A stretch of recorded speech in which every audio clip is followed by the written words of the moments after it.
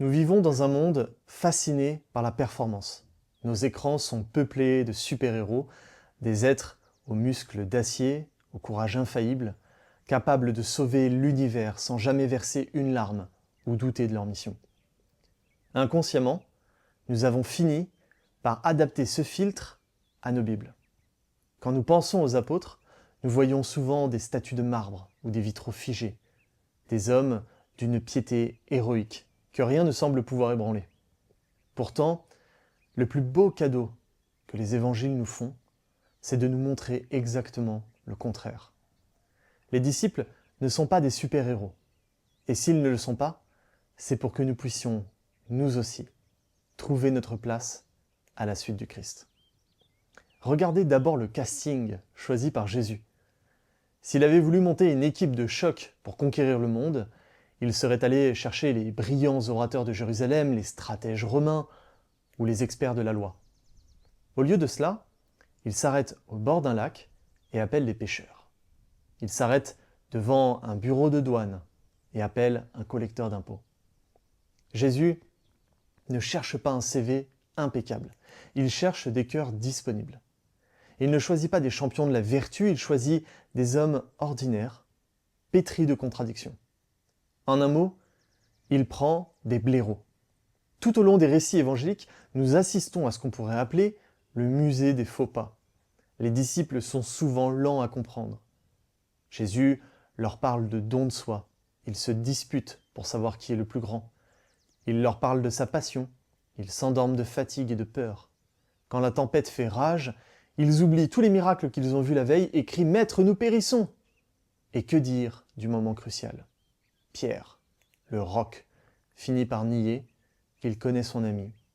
Judas le trahit. Les autres s'enfuient. NDB, Notre-Dame des blaireaux, priez pour nous. Si l'évangile était une légende pour nous impressionner, on aurait gommé ses faiblesses. Mais si elles sont là, c'est pour nous dire une vérité fondamentale. La sainteté, ça n'est pas la perfection. Un super-héros tire sa force de ses propres pouvoirs, d'une mutation ou d'un gadget technologique. Le disciple, lui, tire sa force d'un autre. Il tire sa force d'en haut. Sa seule super capacité, c'est sa capacité à reconnaître qu'il a besoin d'aide. Sa force ne réside pas dans son armure, mais dans sa fêlure. Car c'est par la fêlure de notre fragilité que la grâce de Dieu peut enfin passer. Saint Paul le résumera magnifiquement plus tard. C'est quand je suis faible que je suis fort. Cette réalisation est libératrice. Elle nous donne une sorte d'autorisation spirituelle.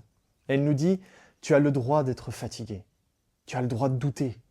Tu as le droit de rater ton coup. » Jésus n'attend pas que nous soyons des athlètes de la foi pour nous confier une mission, il nous envoie tels que nous sommes.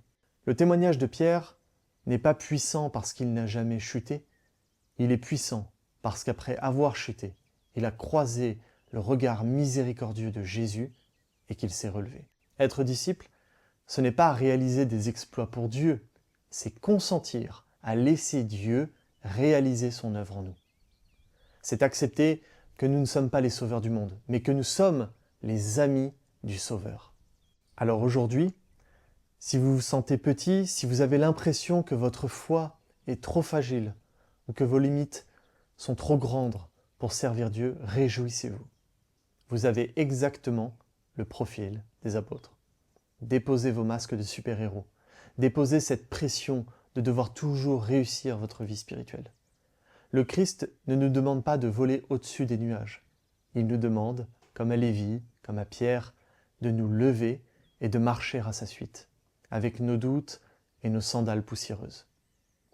Car le secret des disciples, ce n'était pas leur force, c'était leur fidélité à toujours recommencer après chaque chute, les yeux fixés sur celui qui les aimait tels qu'ils étaient. Seigneur, donne-nous la force de la faiblesse. Donne-nous le courage d'accueillir nos limites et nos petitesses. Aujourd'hui, je m'abandonne à toi. Je fais ce petit pas vers toi pour que tu puisses me tendre la main et m'accueillir tel que je suis.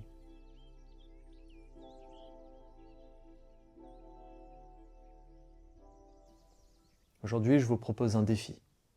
Prendre 15 minutes en silence, en oraison ou simplement face à une icône, à une croix, pour vous offrir et vous présenter à Dieu tel que vous êtes.